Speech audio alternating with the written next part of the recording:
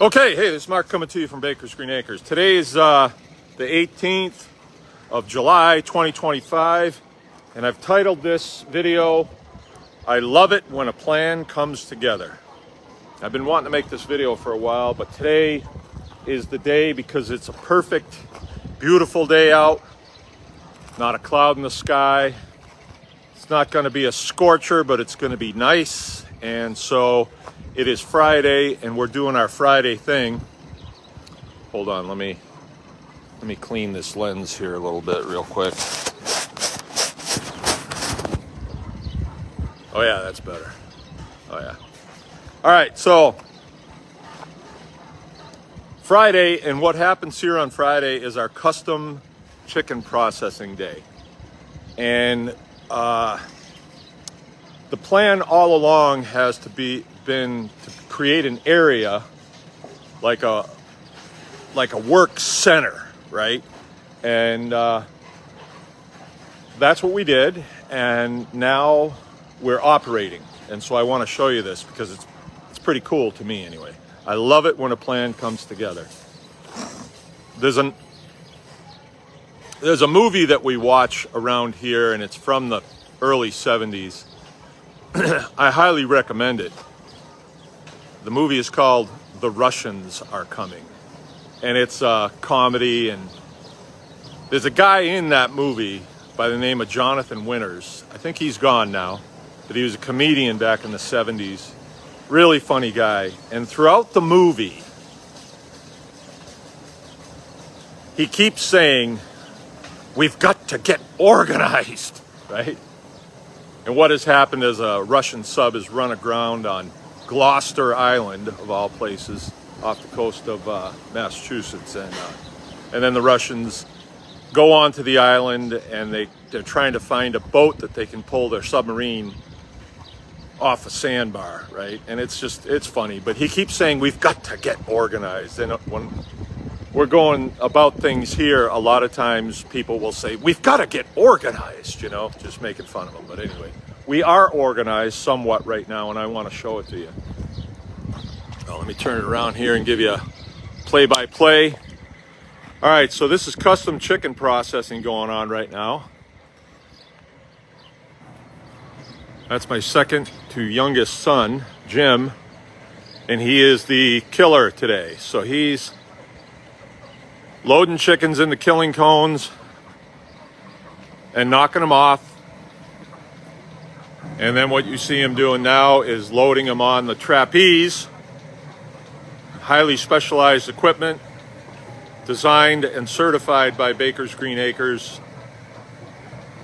Also, this was designed and built by Baker's Green Acres right here. This is the killing cone assembly. And he's loading it on the trapeze there. You can load on about 10. And then he's gonna swing it over.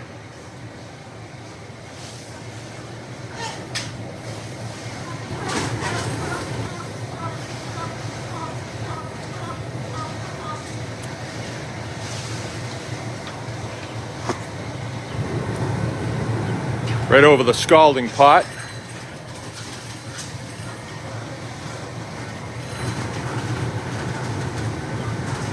Well, I guess he's gonna load some more in before he scalds them. Where are you gonna scald them? Oh, Joe scalds them. Okay. This is Josiah. He's one of our best hired men. Started working here when he was a boy. Now he's a man. There he goes. Down she goes. About how long? 20 seconds. 20 seconds. Do you count or sing a little song or something? Just go to the rhythm. Just eyeball it? Yeah. Go with the rhythm. I see. Yep.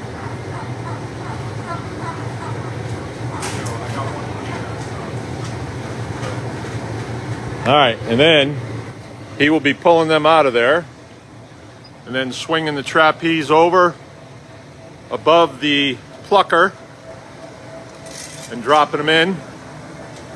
They get plucked, and then they run out on the table here. And this crew is the evisceration crew.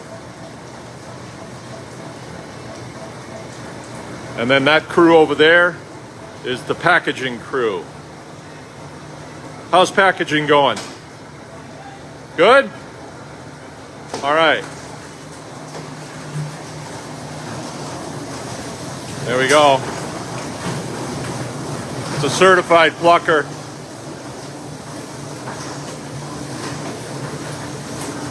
It has a timer on it.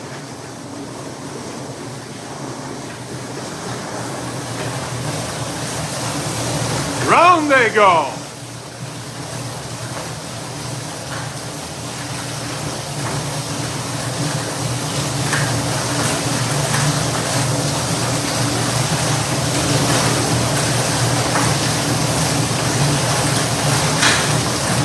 And out they come.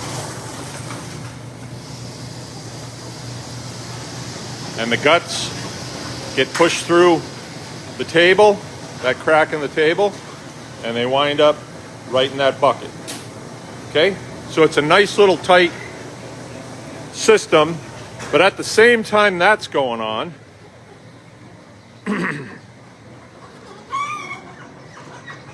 milking's happening over here in this area. Now, this is Brian. He's on his last 2 cows here.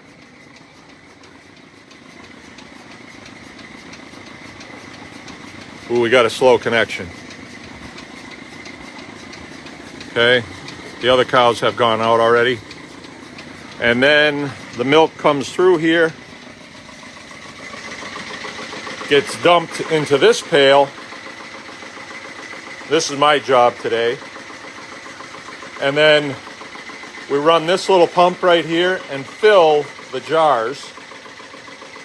Or I'm going to be filling 12 plastic jugs next. That's my next thing I got to do. And then they get a cap, they get ID'd, and then they go on ice. Now we put it in plastic, and this is the milk tester right here. We put it in plastic if we're going to ship them out to some place where it would be a little difficult to get the jars back. And so then they can be disposed of. I don't like doing it that way, but it's the best we can do.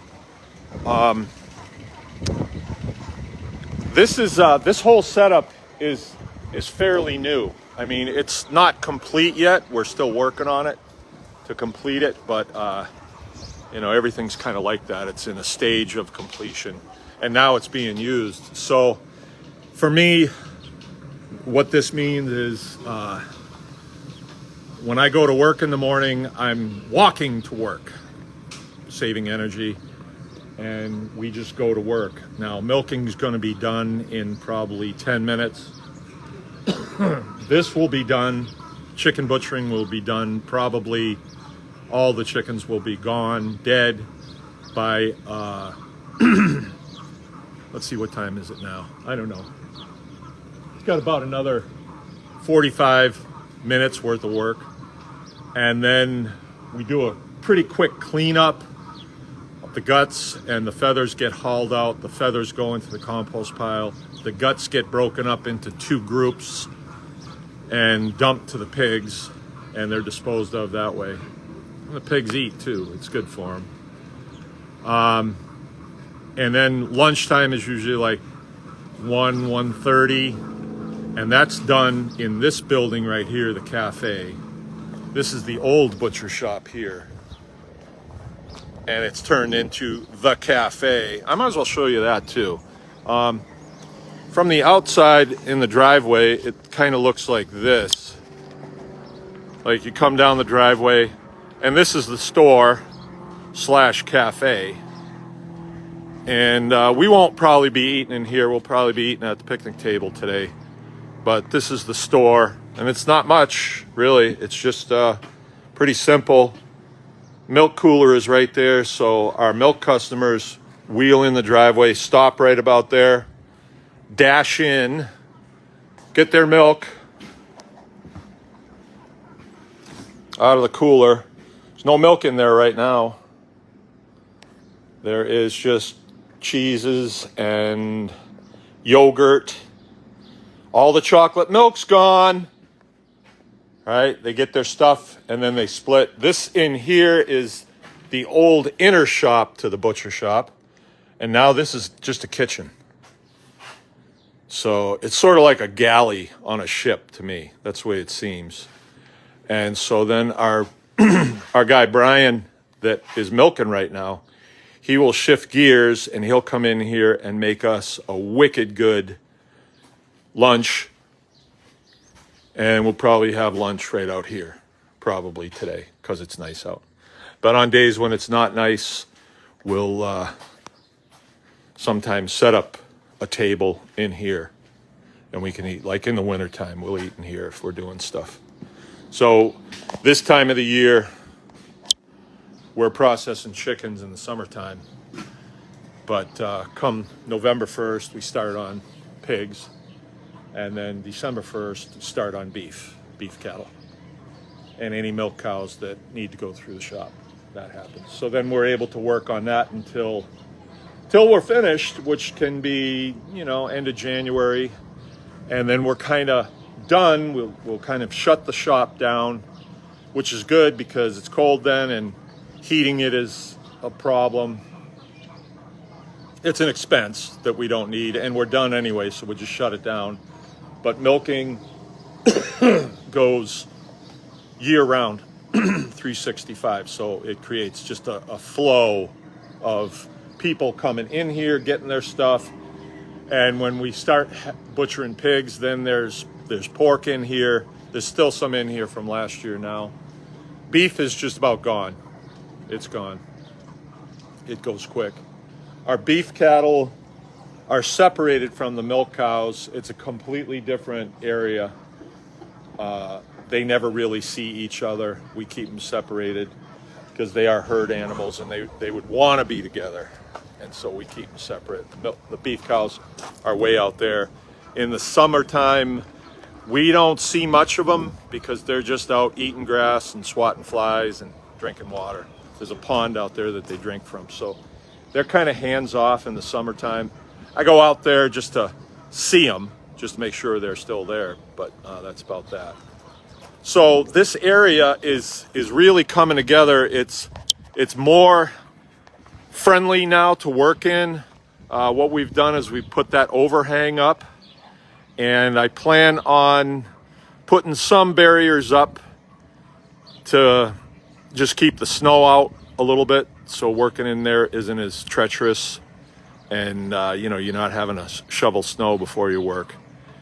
So it's we got an overhead crane there for picking cows up and pigs. And the way it happens here is the supply chain is short. It's really short. So if I'm gonna do like 2 pigs one day, I just drive out with the tractor. The pigs think they're gonna get fed. I just shoot them right from the seat in the tractor. And then we jump in, chain them up, bring them over, and go to work on them over here. And it's not a complete process. Like we will get them gutted out and scalded and scraped and split in 2. And then they just are laid on the tables in the shop to cool. And then the next day, or even the next day after that, depending on our workload, we'll go to breaking them down and getting them all cut up and packed. So it's a short supply chain, and then from the shop, they go on a cart. All the pieces that are all cut and wrapped come over to the store and go right into the freezers. So it's short. And as soon as the freezer in here is empty, we pull the plug on it. So we don't have a constant drain of electricity going out. And yeah, it's a pretty nice system. It's short. We don't have like drive time to work and drive time home. We eat right here. The whole thing is nice and tight and efficient. Low energy input. It works out really well. It's got some things that we need to still do. This is something else that we've done that's kind of interesting. That's an apartment. And that's right over the milk house. We built that last fall and winter. It's not complete by any means. It's just dried in, so it's used for storage right now. But my prediction is that you're gonna see more small farms pop up across America, and people are gonna wanna know, well, how do you milk 10 cows? And what does milking 10 cows equal? You know, how much of an income can you make off 10 cows? And if people push the numbers on that, which we do constantly, it's pretty good. It's pretty good. I don't think it would be the only thing that we would ever do here, but it's a nice slice of the pie as far as income for the farm. And the apartment is there so that we can be pretty selective about who comes and stays there. But I have this idea of like a mom and dad, you know, that are running a farm, that want to learn how to do this, come on a Friday afternoon, we give them a quick walk around, and then they stay there. And then Saturday morning, bright and early, we're milking, and they're involved. They're immersed in it. And then, you know, we go through the whole pasturing and fencing and all the things that you need to know to be in the dairying business. And then on Sunday, they are even more involved in the milking on Sunday. And it ends with lunch on Sunday afternoon, let's say, and then a quick, you know, round table, like, okay, let me hear your questions. They can create a plan for their milking operation. It really isn't brain surgery, but there are a lot of components that all fit together, and you got to see all the components on the table. So that's what I'm thinking about that apartment that we built there. It would be for that. And I just think it's neat because in the wintertime, the cows sleep in the barn, and they wouldn't be more than 25 feet away from the people that are sleeping there. And you might think, oh, I bet it's stinky up there. It's not. It's not. If this is done right, 10 cows, there is no smell here. You know, and we maybe have 30 pigs at any one time, and they don't stink either. So long as it's done properly. There's a right way to do it and a wrong way to do it. And you just got to see it and experience it, and then it's the rest is just making it happen, just doing the thing. Okay. Go out there and get organized.